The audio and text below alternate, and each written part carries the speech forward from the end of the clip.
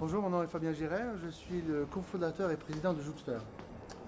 Bonjour, donc moi c'est Thomas Tellier, associé avec Fabien, et donc je m'occupe de la partie technique et produit chez Jouxter. Donc notre métier, c'est de réinventer le bureau de demain. Donc il y a plusieurs axes. On essaye de faire gagner de l'espace, de faire gagner du temps aux collaborateurs de l'entreprise. Donc on travaille dans le domaine du smart building, donc du bâtiment intelligent. Alors l'idée de Jouxter, elle est née il y a 2 ans, ici, quand je suis arrivé avec cette idée en tête justement d'inventer le bâtiment intelligent, où l'on voyait justement beaucoup de solutions très compliquées. Et on s'est dit, maintenant que tout le monde a des smartphones dans la poche et qu'il y a des technologies qui permettent de créer des petits objets connectés qu'on peut mettre dans le bâtiment, on va pouvoir créer quelque chose qui va vraiment créer un nouvel usage, un nouveau comportement pour que les personnes puissent s'orienter, se guider, trouver quelqu'un dans son bâtiment de manière complètement intuitive. Donc c'est là qu'a commencé l'aventure, à l'incubateur, ici même en face, où après quelques mois j'ai rencontré Thomas qui a été mon fournisseur tout d'abord pour développer le prototype, et puis après on s'est rendu compte qu'on était vraiment fait l'un pour l'autre en termes d'entrepreneuriat bien sûr.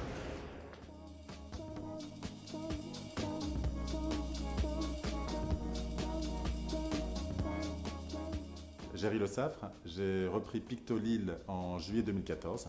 Le plus simple, c'est d'imaginer toutes les réalisations que l'on fait et que vous voyez au quotidien.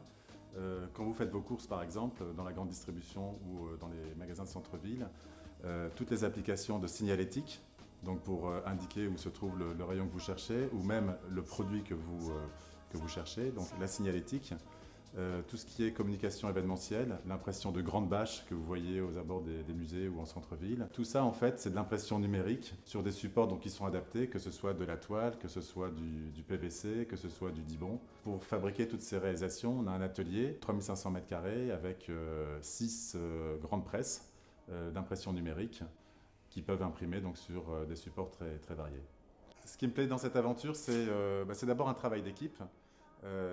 Parce qu'il y a 20 personnes qui travaillent vraiment main dans la main pour pouvoir livrer nos clients.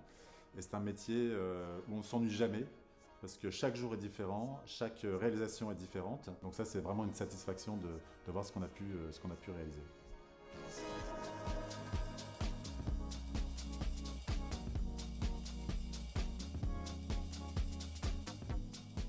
Antoine David, directeur général de la société Iserco. Gaëtan Dumay, directeur technique Iserco. Iserco a été créé en 81 par Michel Eckett. C'est une société qu'on a repris fin d'année 2014. Nous sommes spécialisés dans la fabrication d'outils de manutention, des poudres et du vrac de manière générale. Alors moi je suis arrivé en 2013 dans la société et on a repris effectivement en décembre 2014.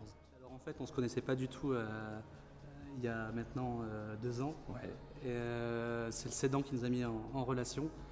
Et d'un rendez-vous qui devait durer un quart d'heure, qui a duré plusieurs heures, on a créé le projet ensemble et nous voilà aujourd'hui partenaires du réseau.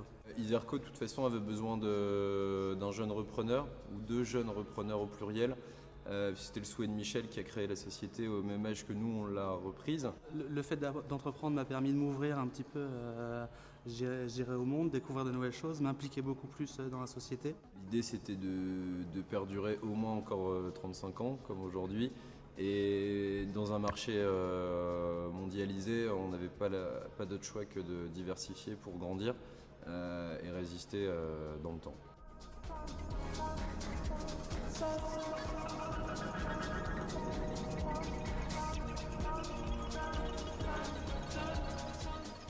François Cout, je suis docteur en biotechnologie et je suis l'un des fondateurs de l'Hypofabrique avec le professeur Philippe Jacques. Je suis Arnaud Delecroix, donc je suis entrepreneur, développeur d'entreprise. J'ai rencontré François Cout et Philippe Jacques il y a 2 ans et on a décidé de développer l'entreprise ensemble. Donc l'entreprise L'Hypofabrique a pour objet de réaliser de la recherche et développement sur des molécules biologiques d'intérêt et de les produire à destination d'industriels sur les marchés principalement phytosanitaires, cosmétiques et désinfection. En fait, le projet L'Hypofabrique il est né de 20 ans de recherche au sein du laboratoire Probiogem de l'Université de Lille 1. Et maintenant, depuis l'arrivée d'Arnaud, on essaye de développer cette entreprise afin d'industrialiser la production. Alors en l'espace de 2 ans, l'entreprise Lipofabrique a énormément progressé. On est passé d'une échelle de production en laboratoire à une échelle industrielle. Et l'objectif est de remplacer des molécules chimiques extrêmement toxiques par nos molécules biologiques qui sont tout aussi efficaces, mais biologiques, biodégradables et très très peu toxiques. Voilà, l'ambition est celle-là. On est sur des marchés internationaux extrêmement importants et à l'horizon 5 ans, c'est une vraie petite industrie spécialisée dans la production de molécules biologiques que nous allons mettre en place afin de satisfaire la demande de ce marché.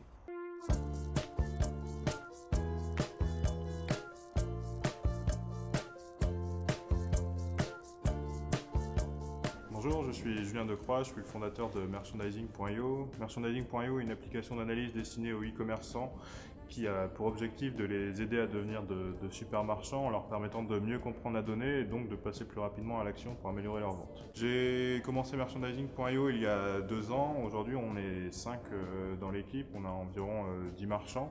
D'ici 5 ans, Merchandising.io se positionnera comme l'outil de merchandising idéal dans la boîte à outils des e-commerçants et deviendra un standard sur le merchandising et sur l'analyse du merchandising chez les e-commerçants. Être entrepreneur, c'est avoir une idée et savoir chaque jour la mener à bien malgré les difficultés qu'on rencontre. Aujourd'hui, je vois mon métier d'entrepreneur comme un métier où je suis chaque jour obligé de réapprendre ce que je veux faire de la société, avoir des idées bien précises sur où on veut emmener son entreprise et de savoir être résilient au quotidien pour surmonter les difficultés de chaque jour.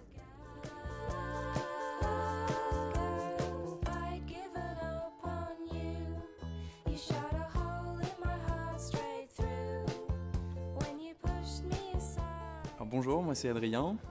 Bonjour, moi c'est Vincent. Et donc on a créé tous les deux Dashbox il y a maintenant une petite année. Donc Dashbox, c'est né de plusieurs constats assez simples. On n'a pas le temps de déjeuner le midi, on veut quelque chose de pas trop cher et enfin quelque chose de diversifié et de bon. Chaque jour, le concept est simple. Vous commandez votre déjeuner avant 11h et vous êtes livré à heure fixe tous les jours à l'accueil de votre entreprise. En gros, notre mission aujourd'hui, c'est de varier les déjeuners des salariés et de leur simplifier la vie.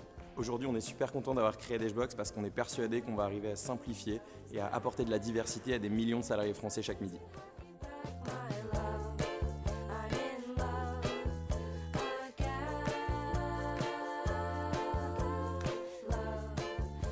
Bonjour, Gwenaëlle Rémils, cofondateur en hommage.fr. Bonjour, Emmanuel Vasseur, cofondateur d'enhommage.fr.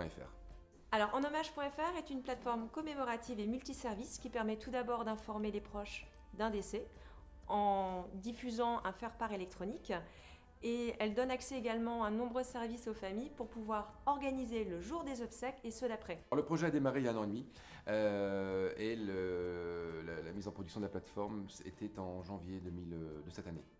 Alors, ce qui est très intéressant dans cette expérience, ça a été vraiment de compléter. On a tous des compétences différentes.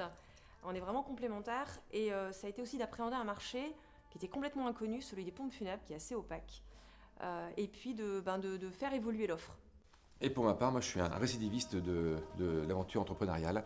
J'avais créé une précédente société, Profilsoft, et je m'étais dit de jamais recommencer, il ne faut jamais dire jamais.